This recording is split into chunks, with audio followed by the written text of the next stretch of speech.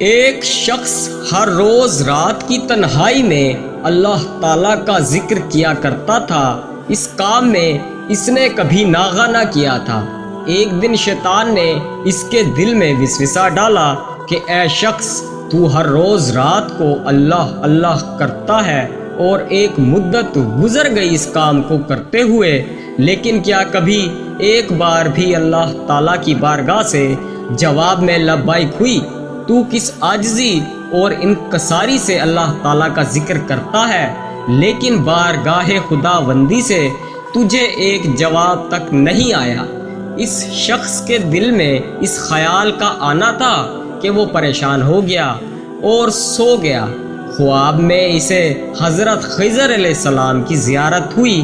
آپ نے اس سے پوچھا، اے اللہ کے بندے، تو اللہ کے ذکر سے کیوں رک گیا؟ کہنے لگا، میں تو ہر روز اللہ اللہ کرتا تھا، لیکن جواب میں میرے پاس لبیک نہیں آیا، اس لیے میں اس بات سے ڈر گیا کہ شاید میں اللہ تعالیٰ کی بارگاہ میں مردود ہوں۔ یہ سن کر حضرت خضر علیہ السلام نے فرمایا، اے شخص، اللہ پاک نے مجھ سے فرمایا کہ جا میرے اس بندے سے کہہ دے کہ تیرا اللہ اللہ کہنا میرے ہی کرم سے ہے۔ کیا میں نے تجھے اپنے کام میں نہیں لگا رکھا؟ تیری طلب اور تڑپ کی مجھے خوب فکر ہے۔ میں تجھے بھولا نہیں ہوں، نہ ہی میں نے تجھے نظر انداز کیا۔ تیری ہر پکار پر اور ہر بار اللہ کہنے پر میں تجھے 1000 بار لبیک لبیک کہتا ہوں۔ تجھے یہ سوچ، یہ عمل، یہ طلب میں نے ہی دی ہے اور میں نے ہی تجھے اس کام پر لگایا ہے، اور اصل میں تجھ سے زیادہ مجھے ہی تیرا اشتیاق اور شوق ہے۔